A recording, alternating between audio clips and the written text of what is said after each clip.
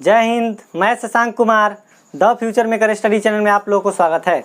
दोस्तों आज हम लोग स्टार्ट करने जा रहे हैं मध्यकालीन भारत।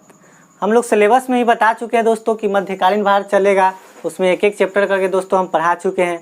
तो चलिए दोस्तों आज हम लोग मध्यकालीन भारत का पहला चैप्टर भारत पर अरबों का आक्रमण या भारत पर प्रथम इस्लामिक आक्रमण के बारे में पढ़ेंगे।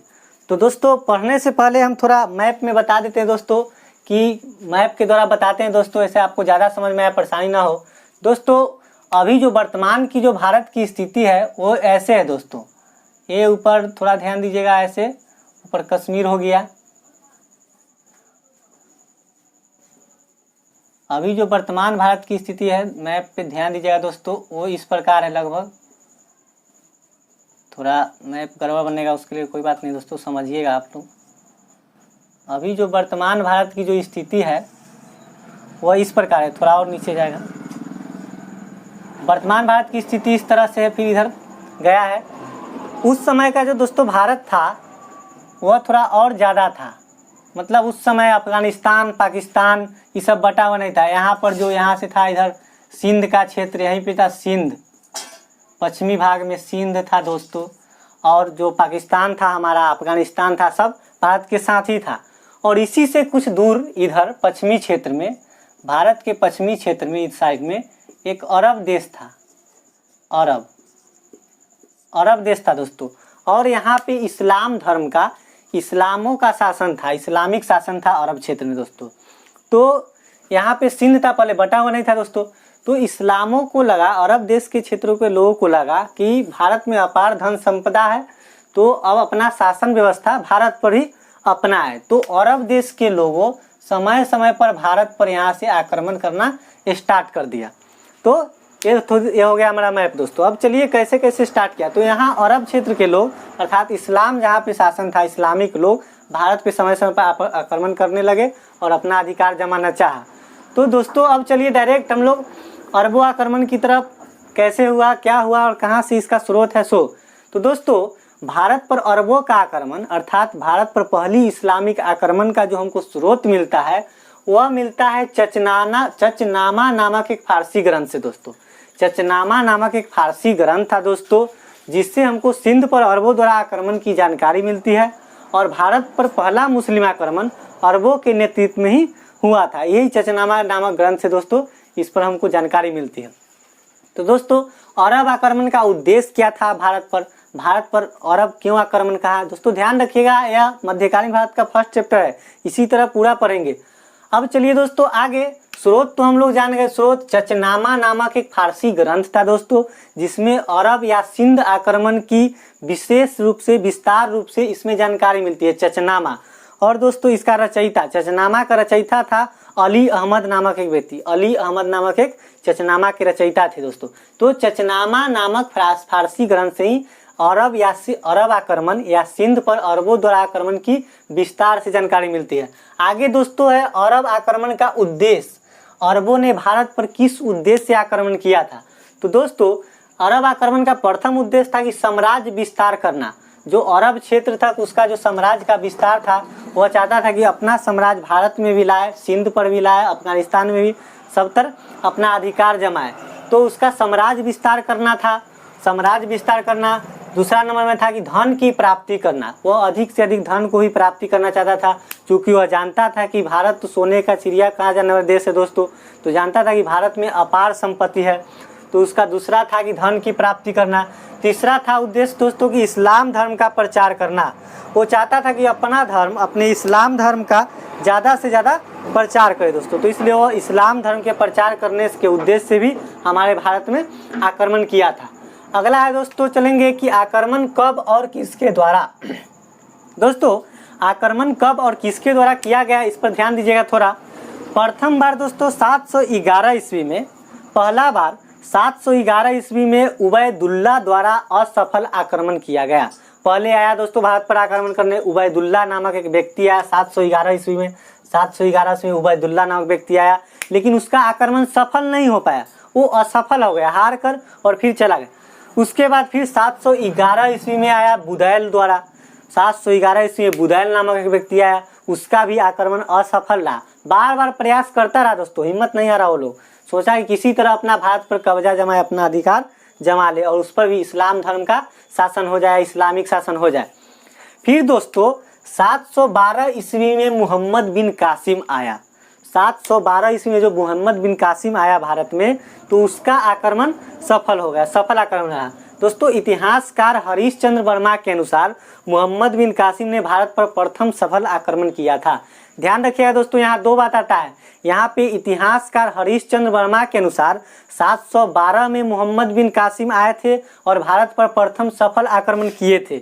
लेकिन आपको किसी किसी बुक में इतिहासकार एक बीडी मिश्रा है, इतिहासकार बीडी मिश्रा के अनुसार आपको भारत पर प्रथम सफल आक्रमण मोहम्मद बिन कासिम के द्वारा 711 ईस्वी में ही दिया गया है, लेकिन ज़्यादातर 712 ही रहता है दोस्तों। इसलिए आप लोग ऑप्शन देख के मारेंगे, तो प्रथम आक्रमण अगर आएगा तो 712 ईस्वी में, और नहीं तो 711 ईस्वी अगर ऑप्शन रहा तो भी मार सकते हैं। देखेंगे किस अनुसार पूछ रहा है। अगर पूछा कि उबैदुल्ला भारत पर प्रथम इस्लामिक आक्रमण कब हुआ या भारत पर प्रथम अरबों द्वारा आक्रमण कब हुआ, तो आप लोग बताएंगे 711 में उबैदुल्ला के द्वारा। लेकिन अगर पूछ दे कि भारत पर प्रथम बार सफल अरब आक्रमण कब हुआ है, सफल इस्लामिक आक्रमण कब हुआ, तो आपको बताना है 712 में मोहम्मद बिन कासिम के द्वारा।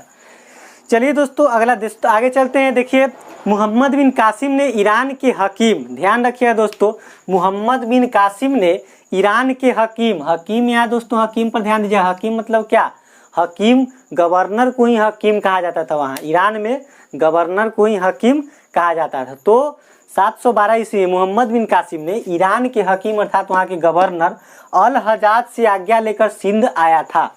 अल हजाज वहाँ का हकीम अर्थात गवर्नर था, तो उससे आज्ञा लेकर मोहम्मद बिन कासिम आया सिंध पर आक्रमण के लिए, तथा उसने सिंध को जीत लिया। आया था दोस्तों और सिंध को जीत लिया। सिंध पर आक्रमण के समय राजा दाहिर चच का पुत्र जो कि हिंदू शासक का शासन था। तो ध्यान दीजिएगा दोस्तों, तो जब हिंदू शासक वहाँ का राजा दाहिर था दोस्तों, तो वहाँ का जो यहाँ मोहम्मद बिन कासिम जो थे, तो ईरान के हकीम या गवर्नर अल हजाज से आज्ञा लेकर भारत पर आक्रमण करने आए 712 ईस्वी में। तो जब आए तो उनका उम्र मात्र 17 साल था दोस्तों। मोहम्मद बिन कासिम मात्र 17 साल की उम्र में ही आक्रमण करने चले आए थे भारत में अल हजाज से आज्ञा लेकर। अल हजाज हकीम थे ईरान के या गवर्नर थे, दोनों तो कह सकते थे। और जब उसने सिंध पर, मोहम्मद बिन कासिम ने जब सिंध पर आक्रमण किया, तो वहाँ के शासक हिंदू शासक राजा दाहिर था, जिनके पिता के नाम चच था, अर्थात बोले तो चच के पुत्र राजा दाहिर हिंदू शासक था वहाँ सिंध पर, जिसका शासन था। तब जाके यह मोहम्मद बिन कासिम सिंध पर आया था दोस्तों। जब आक्रमण किया तो वह सफल आक्रमण रहा। मोहम्मद बिन कासिम ने सिंध को जीत लिया और जीतने के बाद राजा दाहिर की जो पत्नी लारी थी, लारी नाम था राजा दाहिर की पत्नी लारी, उससे विवाह कर लिया तथा राजा दाहिर की 2 पुत्री थी, सूर्य देवी तथा परमाला। उन दोनों पुत्री को दोस्तों वह खलीफा के सेवा में भेज दिया था अरब में, और अपना शासन व्यवस्था जमा लिया सिंध पर मोहम्मद बिन कासिम ने। अब दोस्तों फिर आगे हम लोग जानेंगे कि पहली बार भारत में इस्लामी आक्रमण का जो हुआ था, अरब आक्रमण का परिणाम क्या हुआ। अब ध्यान रखिएगा दोस्तों, अरब लोग भारत के आयुर्वेद विद्या से काफ़ी प्रभावित हुए थे। भारत में जो आयुर्वेद विद्या थे जो उससे काफ़ी प्रभावित हुए, उसका प्रचार प्रसार किए थे। और जो जब मोहम्मद बिन कासिम ने जब वहाँ से आज्ञा लेकर, जो वहाँ के जो हकीम थे अल हजाज से आज्ञा लेकर सिंध पर जब आक्रमण किए थे, तो वहाँ का दोस्तों जो वहाँ का राजनीतिक स्थिति था भारत का एवं सिंध का, वह था सिंध एवं अफगानिस्तान में हिंदू शासक का था सर दोस्तों। सिंध एवं अफगानिस्तान में हिंदू शाही शासन था। कश्मीर में चंद्रपीर का शासन था। कन्नौज पर यशोवर्मन का शासन था। तो इस समय वहाँ का उत्तर भारत की दोस्तों स्थिति था, उत्तर भारत की। फिर अब दोस्तों हम लोग चलेंगे कि परिणाम की ओर, क्या क्या परिणाम हुआ दोस्तों जब भारत पर अरबों का आक्रमण हुआ, तो उसका परिणाम क्या हुआ। तो देखिए दोस्तों, परिणाम हुआ कि पहली बार भारत में इस्लाम का प्रवेश हुआ। अरब आक्रमण का परिणाम हुआ कि पहली बार भारत में इस्लाम का प्रवेश हुआ दोस्तों। दूसरा परिणाम हुआ कि हिंदू शब्द का प्रयोग सबसे पहले अरब वासियों द्वारा किया गया। दोस्तों क्या हुआ था कि हिंदुस्तान शब्द का देन अरब के द्वारा ही दिया गया था। जैसे पहली बार अरब लोग जब आए इस्लामिक आक्रमण करने भारत आए, तो भारत को उसने दोस्तों यहाँ के लोगों को हिंद बोला, हिंद यहाँ जब आया दोस्तों तो भारत को उसने हिंद बोला और यहाँ के लोगों को हिंदू कहा, और हिंदू से उभर के आ गया हिंदुस्तान। तो हिंदुस्तान शब्द का देन अरब वासियों का ही है दोस्तों, ध्यान रखिएगा। फिर दोस्तों हिंदू शब्द का प्रयोग पहली बार अरब वासियों के द्वारा ही किया गया दोस्तों। फिर तीसरा परिणाम है कि खजूर की खेती तथा ऊंट पालन का प्रारंभ अरबों के द्वारा ही करवाया गया था। भारत में पहली बार खजूर की खेती और ऊंट पालन प्रारंभ हुआ था अरब के द्वारा। फिर दोस्तों पंचतंत्र, चौथा है पंचतंत्र तथा ब्रह्म सिद्धांत आदि का अरबी भाषा में अनुवाद कराया गया। अब दोस्तों अरब दोस्त था, अब उसको पढ़ना पड़ेगा। मान लीजिए भारत की कोई ग्रंथ है, अच्छे कहानी या किताब है, चाहे आयुर्वेद विद्या है, तो हिंदी में पढ़ नहीं पाएगा। इसलिए यहाँ का जो भी कहानी था दोस्तों पंचतंत्र और ब्रह्म सिद्धांत, वो सभी का उन्होंने अरबी भाषा में अनुवाद करवाया। फिर दोस्तों पांचवा परिणाम क्या हुआ कि दिरहम नामक सिक्का चलाया गया। भारत आया उसने आक्रमण करने, तो दिरहम नामक एक सिक्का चलाया गया अरबों द्वारा। छठा परिणाम हुआ दोस्तों कि भारतीय खगोल शास्त्र का विस्तार हुआ। भारत में जो भी खगोल शास्त्र था वो सारे का विस्तृत रूप से विस्तार हुआ। दोस्तों नोट में है दोस्तों, ये देखिएगा कि चचनामा फारसी भाषा में लिखा गया एक ग्रंथ है तथा इसके रचयिता अली अहमद है। इसके रचयिता दोस्तों अली अहमद है। तो दोस्तों ये था भारत पर अरबों का आक्रमण। जो भी एग्जाम व्यू से दोस्तों जो भी इम्पोर्टेंट था वो हमने बता दिया दोस्तों।